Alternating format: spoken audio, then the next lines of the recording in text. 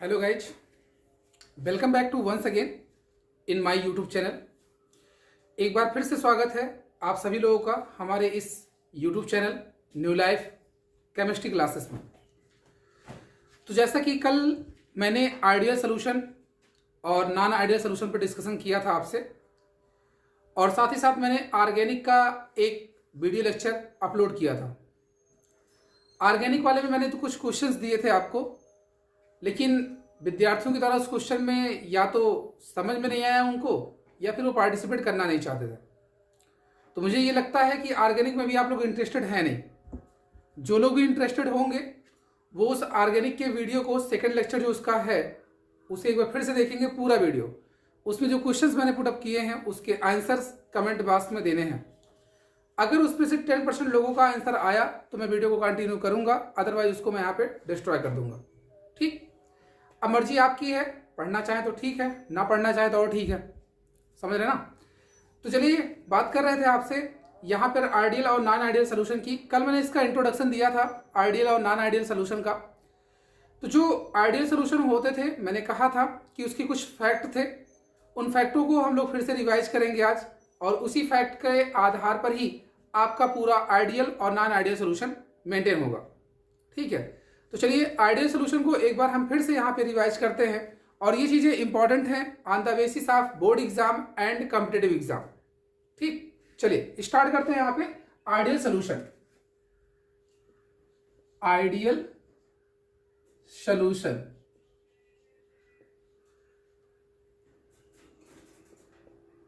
तो देखिए ideal solution कोई होगा, कोई भी विलेन आपका एक आइडियल सोल्यूशन है। इसके लिए कंपलसरी क्या है?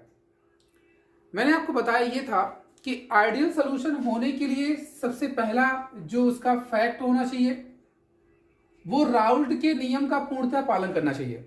मैं चीजें बता रहा हूं, सुनते रहिएगा, बढ़िया रहेगा। चलिए मैं लिख भी देता हूं। राउल्ट के नियम का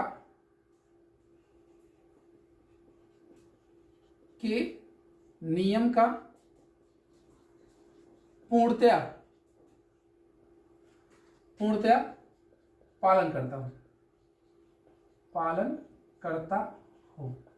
पहला कॉन्सेप्ट, राउल्ट के नियम का पूर्णतः पालन करता हूं, ये चीज। दूसरा ये है कि अगर ये राउल्ट के नियम का पालन कर रहा है तो दूसरा फैक्ट इसका है कि जो डेल्टा वी मिक्सचर है इसकी वैल्यू 0 के इक्वल आनी चाहिए। मतलब कि जो वॉल्यूम में चेंज आता है, जो भी मिश्रण का जो वॉल्यूम चेंज मिलता है हमें, वो कैसा आना चाहिए? 0 आना चाहिए। सोल्यूशन मेरा कैसा? आइडियल। थर्ड कंडीशन है आपके पास, मैंने बताया था आपको, delta H mix is equal to 0। इसे आप एंथैल्पी चेंज बोलते हैं। क्या बोलते हैं? एंथैल्पी चेंज बोलते हैं। अगर ये एंथैल्पी चेंज भी 0 के इक्वल आता है तो आप ये कहेंगे कि दिया गया सोल्यूशन आइडियल सोल्यूशन है। क्लियर? नेक्स्ट आपका जो फैक्ट होगा इसमें वो था फोर्स ऑफ एट्रैक्शन, या इसी को आप इंट्रैक्शन बोलते हैं। Interaction, force of interaction.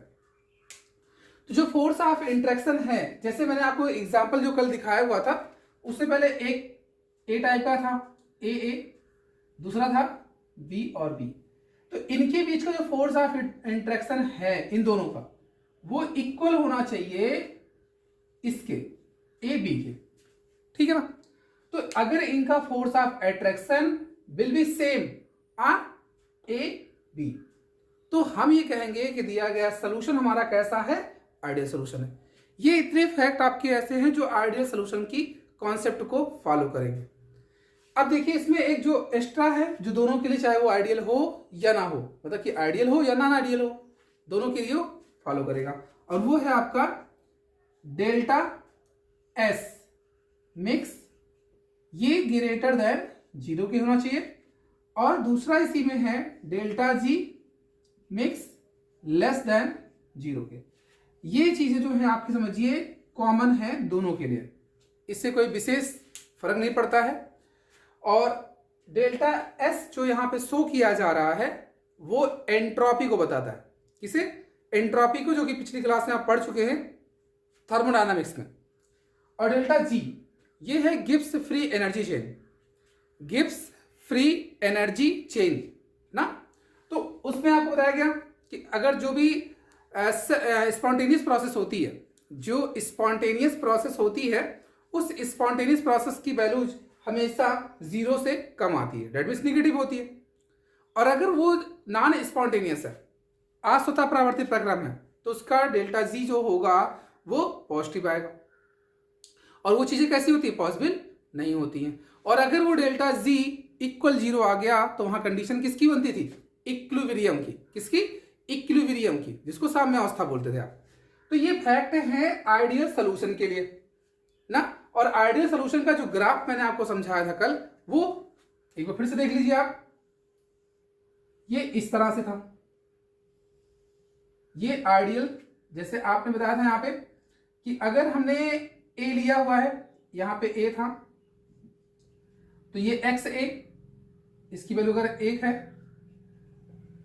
और ये 0, यहां पर ये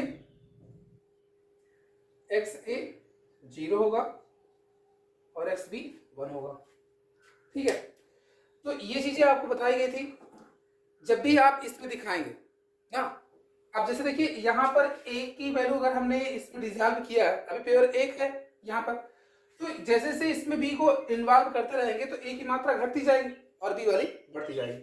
इस क्या होगा, यहां से ये चलेगा और ऐसे प्रेशर इसका इंक्रीज करेगा, और यहां पर जो प्रेशर इसका आएगा इस वाले के लिए, अब देखिए जैसे ये जो ग्राफ हम लोग दिखाएंगे वो किसका है? पी ए का है, पी ए नॉट एक्स ए का है, और यहां पे आपको मिल जाएगा P A not.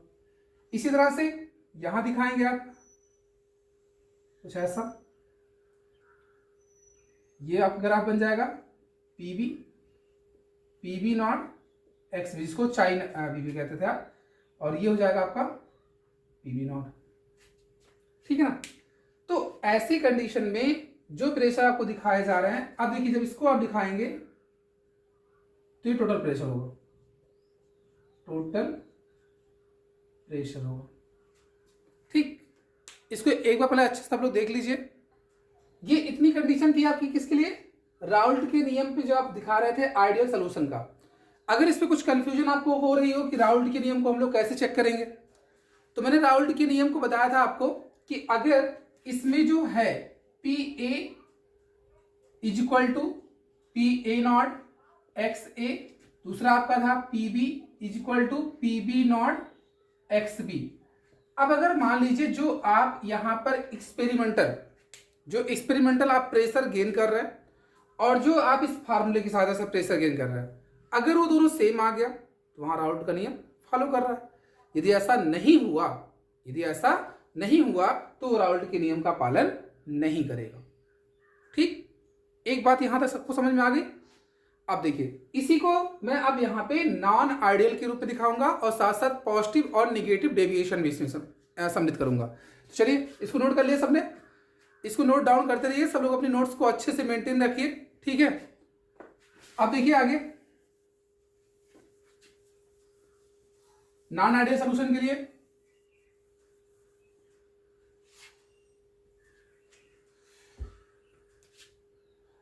Non ideal solution मतलब कि इसको, चलिए इसको हटा देते हैं।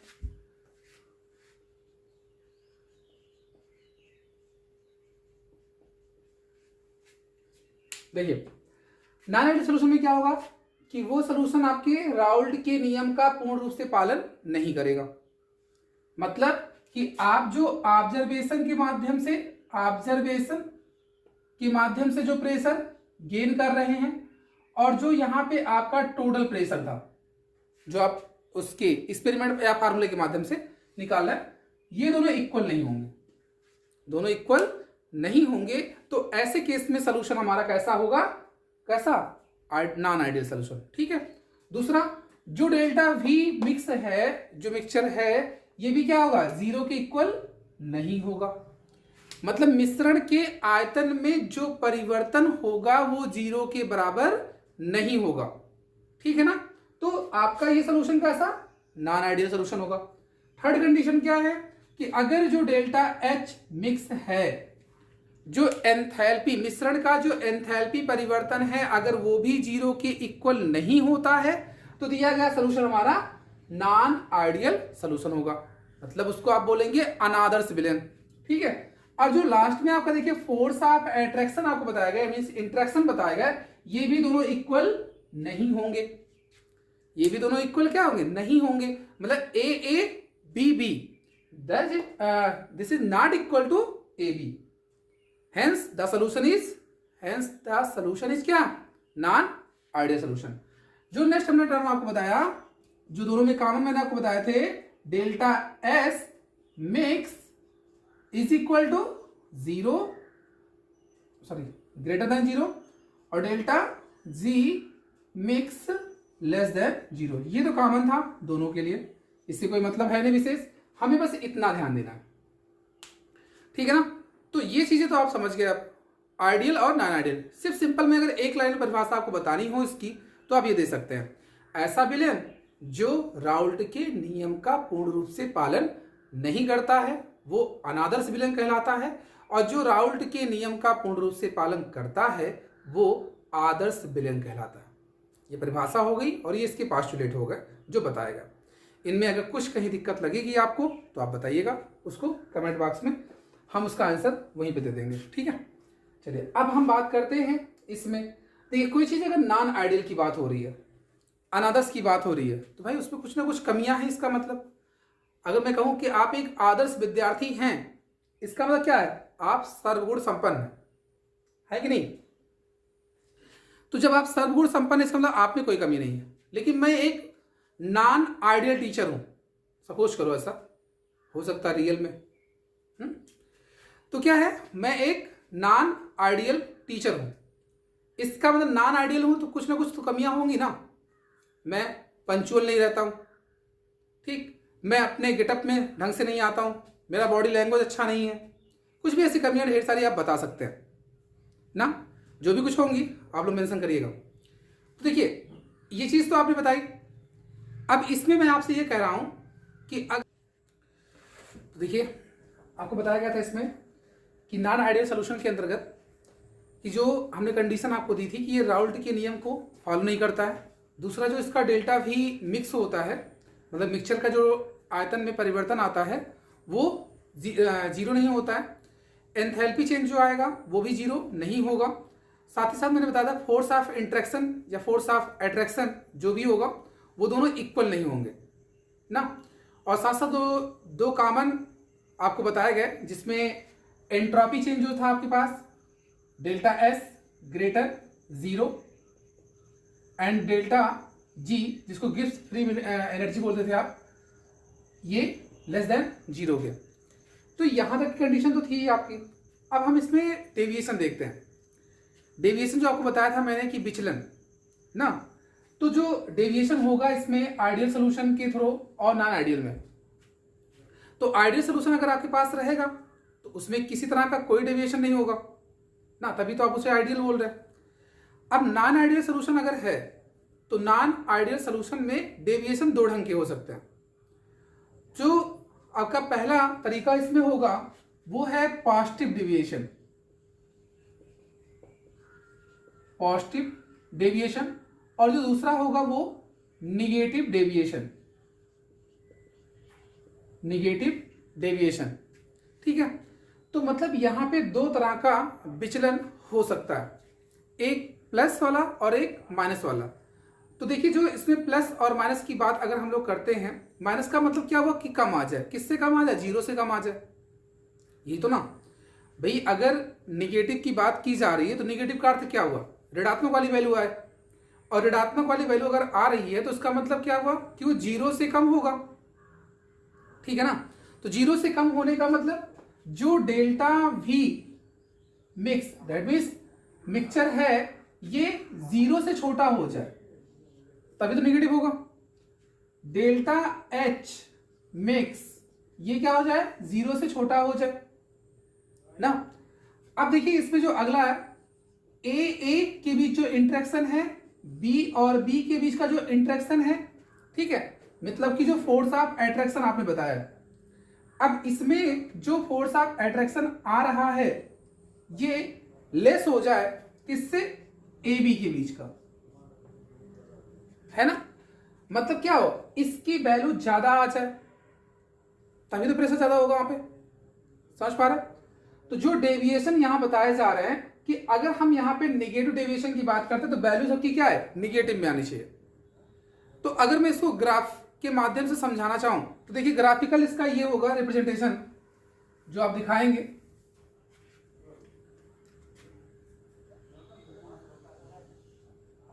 ये देखिए इसका एक ग्राफिकल रिप्रेजेंटेशन है जो आप शो करेंगे यहां पे।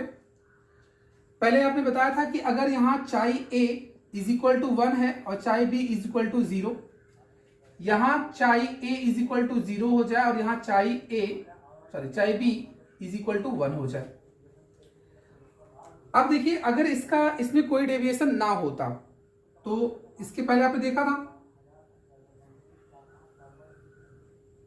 ये देखिए इसका पी ए नॉट का था,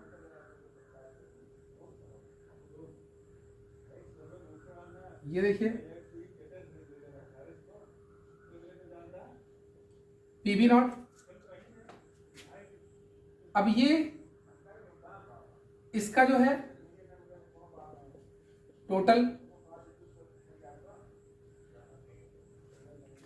देखिए इसमें अगर इस तरह का ग्राफ हमको मिलता है, दिखाया जाता है, तो हम ये कहेंगे कि इसमें किसी भी प्रकार का कोई भी डेविएशन नहीं है, ठीक।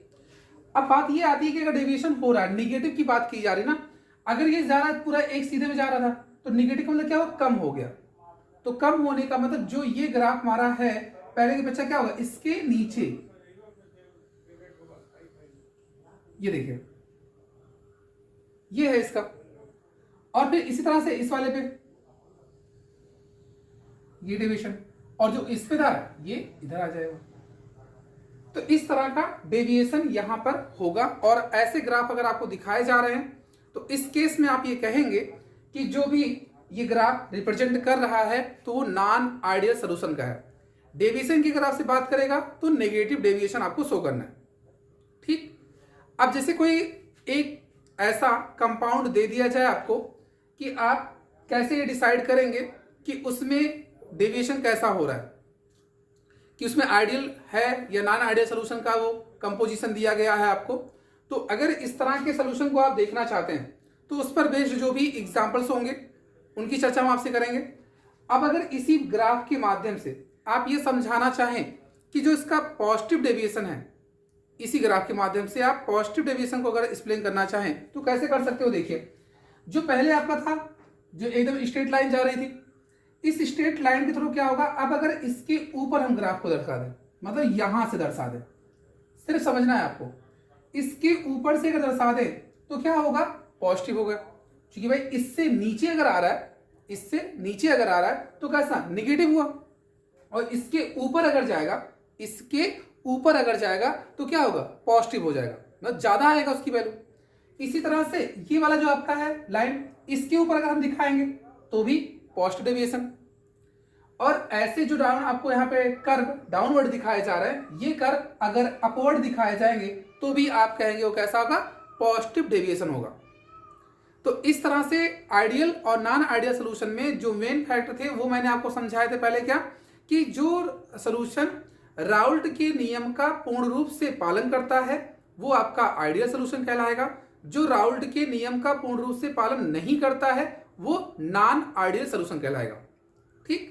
सेकंड कंडीशन आपको बताई थी मैंने कि जो मिक्सचर में उसका वॉल्यूम चेंज आएगा वो कैसा होना चाहिए, 0 के इक्वल होना चाहिए। Delta V mix is equal to किसके, 0 के। अगर वो 0 के इक्वल आ रहा है तो सोल्यूशन आपका आइडियल, अगर वो 0 के इक्वल नहीं आ रहा है तो सोल्यूशन आपका नॉन आइडियल। तीसरी कंडीशन जो थी वो मैंने बता दिया आपको एंथैल्पी चेंज को लेकर। अगर एंथैल्पी चेंज जो आपका है वो अगर 0 के इक्वल हो जाता है, 0 के इक्वल हो जाता है एंथैल्पी चेंज, तो आप ये कहेंगे कि वो आइडियल सोल्यूशन है। और यदि उस डेल्टा एच जो मिक्सर का है, जो मिक्सचर का आपको दिखाया जा रहा है डेल्टा एच, यदि वो 0 के इक्वल नहीं होता है तो आप कहेंगे नॉन आइडियल सोल्यूशन। फिर अगला मैंने आपको बताया था कि जो ए और ए के बीच का इंटरेक्शन है, बी और बी के बीच का इंटरेक्शन है, ये यदि ए बी के बीच का, ए और बी के बीच का इंटरेक्शन अगर ये सेम हो गए तो सोल्यूशन आपका आइडियल, अदरवाइज नॉन आइडियल। जैसे यदि मैं बात करूं CH3OH, जिसको मेथेनॉल बोलते हैं आप, C2H5OH ना। अब देखना इसमें यह है कि जो कंपाउंड है इनमें दोनों का जो इंटरेक्शन होगा वो एक समान होगा, क्योंकि दोनों के मॉलिक्यूलर वेट क्या होंगे, थोड़े से नियरेस्ट होंगे ना। अगर मैं ये कह देता यहां मेथेनॉल और इसके बाद प्रोपेनॉल ले लेता तो डिफरेंस काफी आ जाता, और डिफरेंस अधिक होने की वजह से आप ये कहते हैं कि इसमें जो सोल्यूशन हमारा होता वो आइडियल नहीं होता। तो इसमें फोर्स ऑफ अट्रैक्शन वो भी सेम है चूंकि फंक्शनल ग्रुप सेम है ना, और साथ ही साथ इसके जो मॉलिक्यूलर वेट है वो एक दूसरे के नियरेस्ट है, चूंकि एक ही कार्बन और 2 हाइड्रोजन का अंतर आ रहा है इसमें, डेट मींस 14 का अंतर आएगा, तो जो लगभग यहाँ पे क्या माने जाएंगे, सिमिलर माने जाएंगे। तो ऐसे सोल्यूशन जो कि एक क्या होंगे, अपने क्रमागत कंडीशन में रहेंगे, एक समजातीय श्रेणी में रहेंगे, वो आपको बताएंगे कि वो हमेशा एक आइडियल सोल्यूशन को शो करेंगे। और यदि ऐसा नहीं होता है तो आपका नॉन आइडियल।